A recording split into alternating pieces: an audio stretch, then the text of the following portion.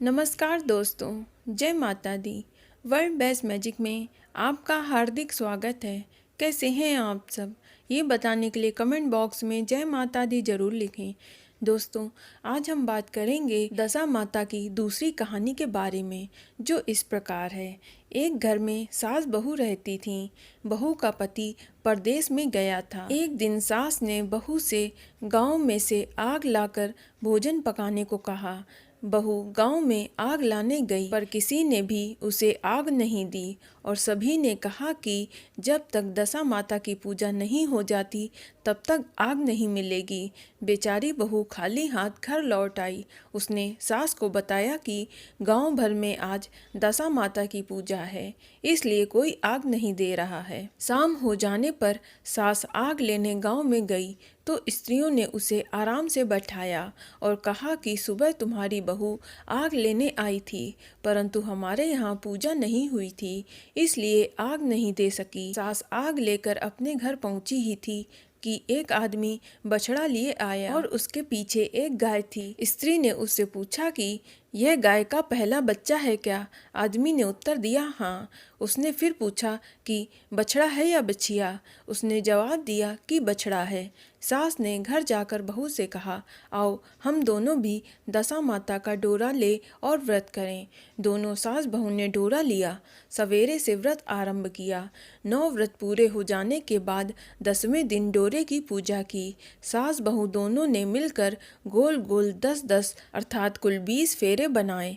21वां बड़ा फेरा गाय को दिया। पूजन समाप्त होने पर सास बहू दोनों पारण करने बैठी। उसी समय बहू के बेटे ने परदेश से लौटकर दरवाजे पर आवाज लगाई। आवाज सुनकर माँ ने मन में सोचा कि क्या हुआ, थोड़ी देर बेटा दरवाजे पर ही खड़ा रह जाएगा, मैं पारण करने के बाद दरवाजा खोलूंगी। इधर बहू ने आवाज सुनी तो उससे रुका नहीं गया। अपनी थाली का अन्न इधर उधर करके झट से पानी पीकर उठकर खड़ी हो गई। उसने जाकर दरवाजा खोला। पति ने उससे पूछा कि अम्मा कहाँ हैं? बहू ने उत्तर दिया कि वह तो अभी पारण कर रही हैं। तब पति बोला, मैं तुम्हारे हाथ का जल भी नहीं पीऊंगा, क्योंकि मैं 12 वर्ष से घर आया हूँ। इतने दिनों न जाने तुम किस प्रकार रही होंगी। अम्मा आएंगी, वह जल लाएंगी, तभी जल पीऊंगा। यह सुन स्त्री चुपचाप बैठ गई। इतने में उसकी अम्मा पारण कर अपनी थाली धोकर पी चुकी थीं। तब तक वह लड़के के पास आई। लड़के ने माँ के पैर छुए। अम्मा उसे आशीर्वाद देकर बेटे को घर में ले आईं। माता ने थाली परोस कर रखी। बेटा भोजन करने लगा। उसने हाथ में पहला ग्रास लिया था कि फेरे के वे टुकड़े जो बहू ने अपनी थाली में फेंक दिए थे अपने आप बेटे के सामने आने लगे। बेटे ने माँ से पूछा, ये सब क्या हो रहा है? माँ बोली, मैं क्या जानूँ बेटा, बहू जाने। यह सुनकर बेटा आग बबूला होकर बोला, ऐसी बहू मेरे किस काम की, जिसके चरित्र की तुम साक्षी नहीं हो, उसको मैं घर में नहीं रख सकता। इसे अभी घर से निकालो। अगर यह घर में रहेगी तो मैं घर में नहीं रहूँगा। माँ ने बेटे को व्रत का पारण का सब हाल बताकर इस तरह से समझाया, परंतु वह मानने को तैयार नहीं हुआ। वह यही कहता रहा कि इसे घर से बाहर करो, वरना मैं नहीं रहूँगा। माँ ने सोचा कि बहू को थोड़ी देर के लिए बाहर कर देते हैं, जब लड़के का गुस्सा उतर जाएगा तो बहू को बुला लूँगी। बुढ़िया ने बहू से कहा, देहरी के बाहर जाकर पेड़ के नीचे थोड़ी देर खड़ी हो जा। जब बहू पेड़ के नीचे खड़ी हुई तो पेड़ बोला, मुझसे हटकर खड़ी हो, मैं दशा माता के विरोधी को छाया नहीं दे सकता। इस पर वह वहां से चलकर घड़ौची के पास गई। घड़ौची बोली कि मुझसे हटकर खड़ी हो, मुझ पर इतना भार घड़ों का नहीं है जितना तेरा है। वह यहाँ से हटकर घूरे पे खड़ी हो गई। तब घूरे का ढेर बोला, मुझ पर इतना भार कूड़े का नहीं है जितना तेरा है, चल यहाँ से हटकर कहीं और खड़ी हो जा। इस प्रकार उसे कहीं भी खड़ा होने की जगह नहीं मिली। वह अपने मन में बहुत दुखी हुई। वह जंगल में चली गई। जंगल में भूखी प्यासी घूमती फिरती एक सूखे कुएं में गिर पड़ी। वह उसमें गिरी, परंतु उसे चोट नहीं आई। वह नीचे बैठ गई। अचानक राजा नल वहां शिकार खेलते खेलते वहां पहुंच गए। उनके साथी बिछुड़ गए थे। वह प्यास के कारण उसी कुएं पर आए जिसमें वह स्त्री बैठी थी। राजा नल के भाई ने कुएं में पानी के लिए लोटा डाला तो उस स्त्री ने लोटे को पकड़ लिया और भाई ने नल से कहा कि इस कुएं में किसी ने लोटा पकड़ लिया है। तब राजा नल ने कुएं में आकर कहा कि तुम यदि पुरुष हो तो मेरे धर्म के भाई हो, यदि तुम स्त्री हो तो मेरी धर्म की बहन हो। तुम जो भी हो बोलो, मैं तुम्हें बाहर निकाल लूँगा। स्त्री ने आवाज़ दी। राजा ने उसे बाहर निकाल लिया तथा हाथी पर बैठाकर राजधानी ले आए। महाराज को शिकार से लौटकर महल की ओर आते देखकर सबने महारानी को महाराजा के आने की सूचना दी। सेवकों ने एक स्त्री को हाथी पर बैठा देखकर रानी को बताया कि महाराज एक और नई रानी अपने साथ ले आए हैं। यह जानकर रानी बड़ी दुखी हुई। इतने में महाराज वहां पहुंचे। रानी ने हाथ जोड़कर विनती की, महाराज मुझसे ऐसी क्या गलती हुई जो मेरे रहते आपने दूसरा विवाह कर लिया। राजा नल ने हंसकर उत्तर दिया, वह तुम्हारी सौत नहीं ननद है, मेरी धर्म की बहन है। तुम्हें उसके साथ अपनी सगी ननद की तरह बर्ताव करना चाहिए। यह सुनते ही महारानी का मुख प्रसन्नता से कमल की भांति खिल गया। वह बोली, अब तक मैं नंद का सुख नहीं जानती थी, अच्छा हुआ जो मुझे भाग्य से ननद भी मिल गई। राजा ने उसका नाम मुँह बोली बहन रखा और उसके लिए अलग से महल बनवाया। उसके दिन अब सुखपूर्वक बीतने लगे। एक दिन राजा की घोड़ी का बच्चा हुआ तो राजमहल की स्त्रियां बधाई गीत गाने लगीं। मुंह बोली बहन ने अपने दासियों से कहा, बाहर जाके पता करो कि किस बात की बधाई गाई जा रही है। दासियों ने बताया कि महाराज की घोड़ी ने अच्छी घड़ी में एक उत्तम बछड़े को जन्म दिया है, उसकी बधाई गाई जा रही है। मुंह बोली बहन ने पूछा, क्या घोड़ी ने पहली बार जन्म दिया है? दासियों ने उत्तर दिया, हाँ। तब मुँह बोली बहन ने महारानी के पास जाकर कहा, आओ भाभी रानी, हम तुम दोनों दशा माता का डोरा लें। रानी ने पूछा, डोरा क्या चीज़ है, मुझे समझाओ। वह बोली, दशा माता के व्रत का यह नियम है कि पहले पहल जब गाय या घोड़ी या स्त्री के प्रसव की खबर सुने तब डोरा लेकर व्रत आरंभ करते हैं। 9 व्रत करने के बाद 10वें दिन डोरे का पूजन करके विसर्जित करते हैं। इसी के साथ उसने पारण का नियम भी बताया। तब महारानी बोली, तुम्हारा व्रत तुमको फले, मैं पूड़ी और दूध की खीर खाने वाली रानी हूँ। महारानी भला गोले की पपड़ी खाकर कैसे रह सकती है? ऐसा खाना खाए मेरे दुश्मन। वह बोली, भाभी मुझे जो कह लो, परंतु व्रत के संबंध में कुछ मत कहो। मैं इसी व्रत के उल्लंघन के कारण मारी मारी फिरती आपके देश में आ गई हूँ। महारानी ने उदासीनता के साथ कहा, मुझे क्या पड़ी है, तुम्हें जो अच्छा लगे वह करो, मैं मना नहीं करूँगी। मुँह बोली बहन ने श्रद्धापूर्वक डोरा लिया। 9 दिन का व्रत करते हुए 10वें दिन विधि पूर्वक पूजन किया। गोला फरा बनाए और संध्या काल को पारण करने बैठी। उसी समय उसके पति को अचानक कुछ प्रेरणा सी हुई और वह अपनी माता से आज्ञा लेकर अपनी पत्नी को ढूंढने चल दिया। घूमता फिरता वह राजा नल की राजधानी में पहुंच गया और अपनी स्त्री का पता लगाने लगा। उसने एक कुएं पर कुछ औरतों को बात करते देखा। वह कह रही थी कि राजा की मुँह बोली बहन बहुत ही सुंदर स्त्री है, आजकल उसी का कहा हुआ सब कुछ होता है। दूसरी स्त्री बोली, वह सुंदर होने के साथ साथ धर्मता भी है, जब से आई है तब से उसने सदा व्रत खोल रखा है, उसके दरवाजे से कोई भी व्यक्ति खाली हाथ नहीं जाता है। तीसरी स्त्री बोली, वह जैसी धर्मता है वैसी सदाचारणी भी है। चौथी स्त्री बोली, वह सदाचारणी और सर्वप्रिय भी है, सारी प्रजा उससे खुश है। पांचवी स्त्री बोली, यह सब तो सही है, परंतु अब तक यह पता नहीं चला है कि वह कौन है और कहाँ की रहने वाली है।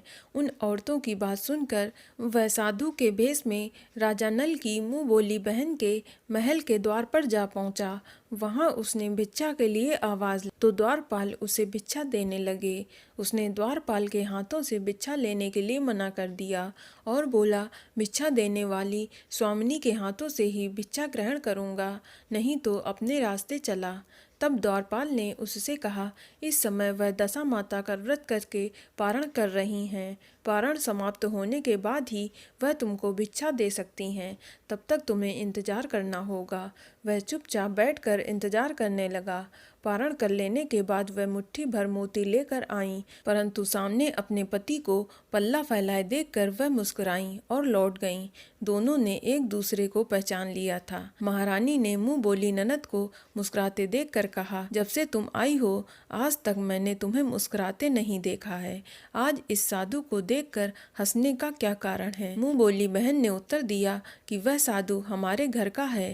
रानी ने पूछा, तब वह ऐसे क्यों आया है? उसने कहा, वह अभी मेरा पता लगाने आया है। महारानी ने राजा नल से कहा, तुम्हारी मुमोली बहन के घर के लोग आए हैं। राजा ने कहा, उनसे कह दो कि अभी यहाँ से घर जाकर वहाँ से हमारी हैसियत से आएं, तब मैं अपनी बहन की विदाई करूँगा। राजा नल की मुँह बोली बहन का पति घर जाकर अपनी माँ से बोला, तुम्हारी बहू राजा नल के यहाँ उसकी बहन बनकर रह रही है। वह रोज सदा व्रत करती है और नियम धर्म से दिन बिताती है। तब उसकी माता ने उसे आज्ञा दी कि बहू को ले आओ। वह डोली गाजे बाजे के साथ और सज धज के राजा नल की राजधानी को चल दिया। राजा ने उसका यथोचित आदर सत्कार किया और कुछ दिन मेहमानी में रखकर विधि पूर्वक बहन की विदाई कर दी। जब वह महल के बाहर निकलकर चलने लगी तो महल भी उसके पीछे पीछे चलने लगा। तब महारानी बोली, ननद जी तुम चली और मेरा महल भी ले चली, जरा पीछे मुड़कर देखती जाओ। ज्यों ही उसने मुड़कर पीछे देखा तो राजा का संपूर्ण राजस्वी वैभव अचानक लुप्त हो गया। राजा की मुंह बोली बहन तो अपने पति के साथ आनंद से रहने लगी, परंतु राजा नल व रानी का यह हाल हो गया कि वे दोनों कमरी कथरी ओढ़े फिरने लगे। उनके भोजनालय में पत्ते खड़खड़ाने लगे। राजा नल ने रानी से कहा, अब हमें यहाँ से कहीं दूसरी जगह चले जाना चाहिए। रानी पतिव्रता स्त्री थी, उसने राजा की आज्ञा मान ली। चलते चलते वे एक गांव में पहुँचे। वहाँ पर बेरी के पेड़ पर बेर लगे हुए थे। राजा रानी दोनों भूखे थे। उन्होंने बेरों को उठाया तो बेर लोहे के हो गए। इस प्रकार राजा रानी जिस वस्तु को हाथ लगाते थे वह कंकड़ पत्थर में बदल जाते थे। इतने पर भी राजा रानी आगे बढ़ते रहे। रास्ते में उन्हें एक व्यापारी मिला। व्यापारी ने राजा रानी को पहचान लिया। उसने राजा रानी के भोजन के लिए सेर भर आटा दिया। वे आटा लेकर नदी के किनारे गए। वहाँ रानी भोजन बनाने लगी। राजा नल स्नान करने चले गए। उस नदी में मछुआरे मछलियाँ पकड़ रहे थे। मछेरों ने राजा को 4 मछलियाँ दीं। रानी ने मछलियाँ भूनकर रोटियाँ बना लीं। राजा नल भोजन करने बैठे तो रोटियाँ ईंट में परिवर्तित हो गईं। मछलियाँ उछलकर नदी में चली गईं। वहाँ से चलकर राजा रानी अपनी मुँह बोली बहन के यहाँ गए। बहन को जब पता चला कि भाई भाभी आए हैं तब उसने सेवकों से पूछा, कैसे आए हैं? सेवकों ने कहा कि भिखारियों के हाल में आए हैं। यह सुनकर उसे बड़ी लज्जा आई। उसने राजा रानी को एक कुम्हार के यहाँ ठहरा दिया। शाम को थाल सजाकर बहन स्वयं भाभी से मिलने कुम्हार के घर गई। उसने भाभी के सामने थाल रखा तो भाभी ने कहा कि इस थाल में जो कुछ भी है उसे कुम्हार के चक्के के नीचे रख दो और चली जाओ। ननद थाल का सामान चक्के के नीचे रखकर चली गई। थोड़ी देर में राजा ने आकर रानी से पूछा, कहो बहन आई थी, क्या लाई थी? रानी ने कहा, आई तो थी पर जो कुछ लाई थी मैंने इस चक्के के नीचे रखवा दिया है। राजा ने वह देखा तो वहाँ कंकड़ पत्थरों के सिवा कुछ भी नहीं था। राजा को समझते देर न लगी कि यह सब बुरी दशा के कारण है। भला वह मेरे लिए कंकड़ पत्थर क्यों लाएगी? अब राजा रानी वहाँ से चलकर अपने मित्र के घर गए। मित्र को लोगों से पता चला कि उसने उनसे पूछा, कैसे आना हुआ? उन्होंने उत्तर दिया, भिखारियों के हाल में आए हैं। मित्र ने दुखी होकर कहा, कोई बात नहीं, जैसे आए हैं वैसे अच्छे आए हैं, आखिर मित्र हैं, उन्हें महलों में ले जाओ। मित्र ने उन दोनों का स्वागत किया, स्वादिष्ट भोजन कराया, एक कमरे में उनके लिए पलंग बिछवा दिया। उस कमरे की एक खूंटी पर नौलखा हार टंगा दिया। आधी रात के समय राजा तो सो गए परंतु रानी जाग रही थी। रानी ने देखा कि हार वाली खूंटी के पास दीवार पर एक मोर का चित्र बना हुआ है। मोर धीरे धीरे हार को निगल रहा है। रानी ने राजा को जगाकर वह दृश्य दिखाया। राजा ने सोचा, यहाँ से चुपचाप भाग चलना चाहिए, नहीं तो सवेरे चोरी का कलंक लगेगा। तब मित्र को क्या मुख दिखाएंगे। बेचारे राजा रानी वहां से उठकर जंगल की तरफ चले गए। दोनों चलते चलते एक दूसरे राजा की राजधानी पहुंच गए। वहां अतिथि और भिखारियों को सदाव्रत दिया जाता था। वे दोनों भी सदाव्रत लेने गए, परंतु उस समय सदाव्रत बंद हो चुका था। वहां के अधिकारियों ने कहा, यह लोग न जाने कहां से अभागे आए हैं कि इन्हें देने के लिए कुछ भी नहीं बचा है, फिर भी इन्हें एक मुट्ठी चने दे देते हैं। उन्होंने इस प्रकार से अनादर और कड़वी बातें सहित दान लेना अस्वीकार कर दिया। वे दानाक्ष की निंदा करते हुए बोले कि ऐसी कंजूसी है तो सदाव्रत देने का नाम ही क्यों करता है। दान अध्यक्ष बोला, यह तो बड़ा घमंडी भिक्षुक लगता है, भीख भी मांगता है और गाली भी देता है। इनको हवालात में डाल दो। इस प्रकार दोनों को एक कोठरी में बंद कर दिया गया। एक एक मुट्ठी चने दोनों को खाने के लिए मिले। जिस कोठरी में राजा रानी बंद किए गए थे उसी के पास आम रास्ता था। एक जमादारनी राजा की घुड़साल साफ कर रही थी और उसी रास्ते से निकली। एक दिन वह बहुत देर से निकली। रानी उससे पूछने लगी कि आज तुम्हें इतनी देर कैसे हो गई। वह बोली कि आज राजा की घोड़ी के बछड़ा हुआ था, उसकी टहल में देर हो गई। रानी ने पूछा कि घोड़ी का पहला प्रसव है क्या।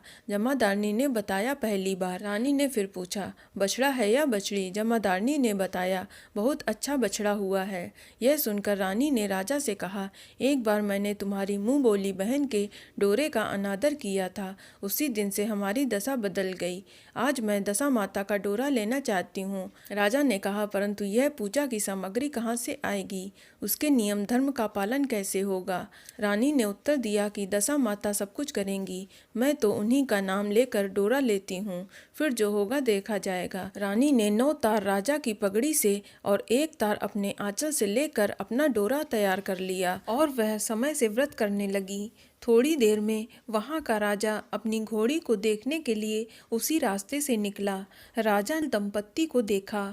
कोठरी में बंद देखकर पूछा कि वे लोग कौन हैं और इनका अपराध क्या है। पहरेदारों ने कहा, ये लोग भिक्षा लेने आए थे और ये आपको आशीर्वाद देने के बदले गालियां देते थे। इसी कारण दान अध्यक्ष ने इन लोगों को कैद में डाल दिया है। राजा ने कहा, यह तो इनका कोई अपराध नहीं हुआ, इनको मनवांछित भिक्षा नहीं मिली होगी, इसलिए ये गालियां देने लगे होंगे।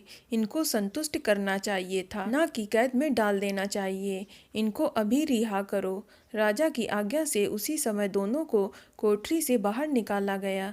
राजा उनके पांव के पद्म और माथे पर चंद्रमा देखकर पहचान गया कि यह तो राजा नल और रानी दमयंती हैं। इस पर उसने दोनों हाथों से हाथ जोड़कर क्षमा याचना मांगी और हाथी पर बैठाकर अपने महल ले गए। कुछ दिन तक राजा के यहाँ रहकर उन दोनों ने पूरे राजसी ठाठ के साथ अपनी राजधानी की ओर प्रस्थान किया। रास्ते में वे पहले अपने मित्र के यहाँ गए। मित्र ने राजा नल की आने की खबर सुनकर लोगों से पूछा, मित्र आए हैं तो कैसे आए हैं। लोगों ने कहा, अब की बार वह राजसी ठाट बाट के साथ हाथी घोड़े के साथ आए हैं। मित्र ने कहा, अच्छी बात है, आने दो। मेरे लिए तो वह जैसे तब थे वैसे ही अब हैं। आखिरकार वो मेरे मित्र हैं। राजा रानी मित्र के महल में गए। मित्र ने उनको आदर सत्कार के साथ उसी स्थान पर ठहराया जिस स्थान पर पहले ठहराया था। आधी रात के समय जब राजा सो रहे थे तब रानी पैर दबा रही थीं। तब रानी ने देखा कि मोर का चित्र जो पहले हार को निगल गया था वह उस हार को उगल रहा है। रानी ने राजा को जगाकर यह दृश्य दिखाया। राजा नल ने अपने मित्र को बुलाकर दिखाया। मित्र बोला कि मैंने तब भी तुमको चोर नहीं समझा था और ना ही अब समझता हूँ। यह दृश्य तुम्हारी बुरी दशा का फल है। आप निश्चिंत रहिए, मेरे मन में कोई भी मैल नहीं है। मित्र के यहाँ से चलकर राजा रानी अपनी मुँह बोली बहन के यहाँ गए। उसने सुना राजा भैया आए हैं तो उसने लोगों से पूछा कि कैसे आ रहे हैं। लोगों ने बताया जिस प्रकार राजा को आना चाहिए उसी प्रकार से आ रहे हैं। उसने कहा, उनको मेरे महल में ले आओ। जब राजा नल का हाथी बहन के महल की ओर बढ़ा तब रानी ने कहा, आप अपनी बहन के घर जाइए, मैं तो उसी कुम्हार के घर रहूंगी जिसमें पहले ठहरी थी। राजा ने कहा, जिस कारण इतने दुख उठाए तुम फिर उससे झगड़ा मोल लेना चाहती हो, यह तुम अच्छा नहीं कर रही हो। परंतु रानी मानी नहीं, वह कुम्हार के घर जाकर ठहरी। राजा बहन के घर चले गए। शाम को राजा की बहन भाभी के लिए थाल सजाकर कुम्हार के यहाँ आई। उसने भाभी के सामने थाल रख दिया। भाभी सोने चांदी के गहने उतार उतार कर रखने लगी और कहने लगी, खाओ मेरे सोने चांदी के गहने खाओ, हम भूखे नंगे क्या खाएंगे। यह उलाहना सुनकर ननद बोली, यह उलाहना किसे देती हो? मुझसे उस समय जो कुछ हो सका वो उस समय लाई थी, वही अब भी लाई हूँ। विश्वास ना हो तो चक्के के नीचे अब भी देख लो। सचमुच चक्के के नीचे देखा तो वहाँ पर माणिक मोतियों का ढेर लगा था। रानी यह सब देखकर सन्न रह गईं। वह बोली, ननद जी तुम्हारा कोई दोष नहीं है, यह तो हमारी बुरी दशा का परिणाम था। रानी ने ननद का लाया हुआ सामान तथा उसने अपनी तरफ से कुछ और जवाहरात मिलाकर ननद को वापस कर दिए, परंतु ननद को पूजा का न्योता देना भूल गई। वहां से चलकर राजा सूरा गाय के पास आए। गाय ने सेना सहित राजा को भर पेट दूध पिलाया। वहां से आगे चलकर वे नदी के तट पर पहुँचे तो वहां पड़ाव डाला। भोजन बनवाया गया। जब राजा भोजन करने बैठे तो उसी समय नदी में उछलकर गिरी हुई भुनी भुनाई मछलियां अपने आप थाली पर गिर पड़ीं। वह रोटी जो ईंट बन गई थीं फिर से रोटियां बन गईं। राजा ने कहा, यह सब क्या हो रहा है? कुछ समझ में नहीं आता। रानी ने बताया कि ये रोटियां और मछली वह ही हैं जो उस समय हमारे नसीब में नहीं थीं। मैं यदि आपसे उस समय कहती कि तली हुई मछलियां जल में उछल गईं और रोटियां ईंट बन गईं तो आप कदापि सच नहीं मानते। इसी कारण मुझे बहाना बनाना पड़ा। अब राजा रानी अपने राजधानी की ओर आगे बढ़े। जब राजा की फौज अपनी राजधानी के समीप पहुंची, वहां के लोगों ने समझा कि दूसरे राजा ने राजधानी पर आक्रमण कर दिया है। वे घबरा गए। वहां के लोग नजराना लेकर राजा से मिलने गांव के बाहर गए, परंतु यह क्या, यह तो अपने राजा हैं। लोगों की प्रसन्नता का ठिकाना नहीं रहा। वे श्रद्धा भक्ति के साथ महाराज के आगे चलकर उन्हें उनके महल ले गए। राजा रानी ने महल में प्रवेश किया। रानी ने तुरंत दशा माता की पूजा का प्रबंध किया। उसने उस पूजा में नगर की सब सौभाग्यवती स्त्रियों को बुलाया। भगवती के भोग के लिए सब प्रकार के पकवान बनाए गए। आटे की 10 बत्तियां, 10 शक्कर की गुजियां, 10-10 अठवाइयां सुहागिनों के आंचल में डाली गईं। सुहागिनों का श्रृंगार करके दशा माता की पूजा आरंभ हुई। कलश स्थापित करके दीप को जलाया गया, परंतु उसकी बत्ती जली नहीं। इस पर पंडितों ने कहा कि कोई न्योता पाने वाला न्योते को तो नहीं रह गया है, स्मरण किया जाए, उसके आने पर दीपक जल जाएगा। रानी ने सोच विचार कर बताया कि ननद को न्योता देना रह गया है। पंडित ने कहा कि उसे फौरन बुलाया जाए। राजा ने अपनी दुरतगामी रथ को भेजकर अपनी मुंह बोली बहन को बुलवाया। उसके आते ही कलश का माणिक दीपक प्रज्वलित हो गया। बड़ी धूमधाम से पूजा की गई। अंत में सुहागिनों को भोजन कराकर विदा किया गया। उसी समय राजा ने राज्य में आज्ञा जारी करी कि मेरी प्रजा के लोग दशा माता का व्रत किया करेंगे। भगवती माता ने जिस प्रकार राजा नल के दिन फेरे हैं वैसे सभी के दिन फेरें। बोलो दशा माता की जय। तो दोस्तों, दशा माता की यह कहानी आपको कैसी लगी हमें कमेंट करके अवश्य बताएं और इस वीडियो को लाइक करें और शेयर करें। साथ ही चैनल को सब्सक्राइब करें। धन्यवाद।